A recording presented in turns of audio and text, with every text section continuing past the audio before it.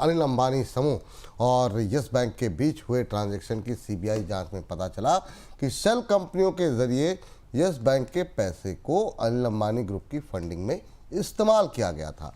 यह transaction yes bank के पूर्व मैनेजिंग डायरेक्टर राणा कपूर के कार्यकाल में हुआ। इस मामले की जांच प्रवर्तन निदेशालय भी कर रहा है। सर, ये नया पूरा मामला है क्या और यस बैंक का प्रबंधन इस पूरे मामले में किस तरीके से शामिल था? देखिए, सीबीआई की और ईडी की जांच में बात तो स्पष्ट हो चुकी है कि यस बैंक का प्रबंधन, खासतौर से राणा कपूर, इस पूरे मामले में शामिल थे।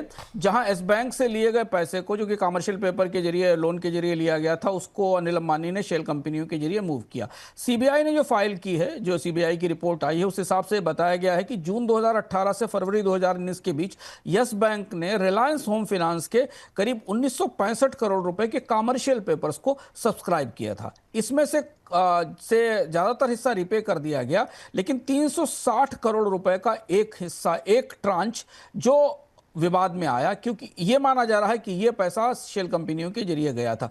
इसी दौरान रिलायंस कमर्शियल फाइनेंस ने, आरसीएफएल ने, फिर एक और कमर्शियल पेपर जारी किया जो 640 करोड़ रुपए का था। उसे भी यस बैंक ने सब्सक्राइब किया। अब यह माना जा रहा है सीबीआई की रिपोर्ट में कि आरएचएफएल यानी रिलायंस होम फाइनेंस और रिलायंस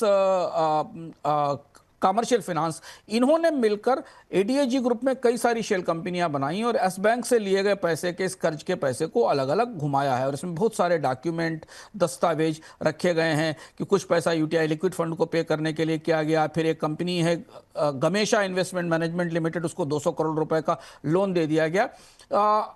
मोटे तौर पर अगर आप सीबीआई की रिपोर्ट देखें, जो काफ़ी डिटेल के साथ है, जिसमें कई सारे तथ्य हैं, वो ये बताते हैं कि क्लासिक शेल कंपनी का केस है, जिसमें बैंक और उद्योग की मिली भगत से बैंकों के पैसे को अलग अलग जगह ले जाया जाता है। तो अब जांच इस तरफ पहुंच रही है, जिसमें में शायद आने वाले समय में एसेट रिकवरी के या कार्यवाही के आदेश हो सकते हैं। इस बीच रेयर अर्थ के लिए चीन पर निर्भरता घटाने के लिए अमेरिका और जापान के बीच डील हुई है। ये डील ट्रंप की जापान यात्रा के दौरान हुई है। डील के तहत दोनों देश माइनिंग और प्रोसेसिंग में निवेश बढ़ाएंगे और दोनों देशों में माइनिंग तथा प्रोसेसिंग को बढ़ावा देकर रेयर अर्थ की सप्लाई की जाएगी। ट्रंप ने इससे पहले इसी तरह की डील मलेशिया के साथ भी की है। सर, अमेरिका और जापान की इस डील के प्रमुख पॉइंट्स जो हैं, प्रमुख बिंदु क्या रहेंगे? देखिए, आधा डील का हिस्सा तो विपुल जी वो डील है जो कागज पर नहीं आई थी, घोषित हो गई थी अमेरिका और चीन के बीच व्यापार वार्ताओं में, जब डोनाल्ड ट्रंप ने टैरिफ और रेसिप्रोकल टैरिफ लगाए थे। तो आधा हिस्सा तो वही है, 15% टैरिफ लगाया जाएगा फ्लैट रेट से जापान के इंपोर्ट्स के ऊपर, जो कि 25 से 27% पहले था। इस पर दस्तखत हुए हैं नई जो प्रधानमंत्री हैं उनके साथ बातचीत में। दूसरा ये कि जापान इस बात पर तैयार हुआ है कि, और ये महत्वपूर्ण बात यह है कि जापान की नई प्रधानमंत्री इस पर सहमत हुई हैं साने तकाइशी, कि जापान अमेरिका के डिफेंस इक्विपमेंट खरीदेगा, एग्रीकल्चर प्रोडक्ट्स खरीदेगा, एयरक्राफ्ट खरीदेगा और ऑटोमोबाइल्स को अपने बाजार में जगह देगा।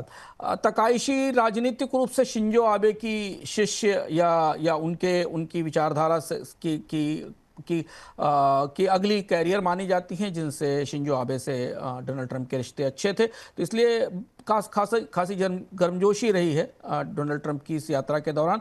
पर दूसरी जो संधि में अमेरिका, जापान ने कमिट किया था कि वो $550 बिलियन का इन्वेस्टमेंट करेगा अमेरिका में वापस तमाम उद्योगों में, उस पर भी सहमति जताई गई। पर सबसे महत्वपूर्ण बात यह कि डोनाल्ड ट्रंप एक तरीके से रेयर अर्थ और क्रिटिकल मिनरल्स की तलाश में निकले हैं। तो उन्होंने उस तलाश में एक हिस्सा थाईलैंड और मलेशिया की और इंडोनेशिया की डील्स के साथ किया, दूसरा हिस्सा उन्होंने जापान के साथ किया है। जापान में टेक्नोलॉजी, प्रोसेसिंग और क्रिटिकल मिनरल रिसोर्सेज की प्रोसेसिंग की एक सप्लाई चेन क्रिएट की जाएगी।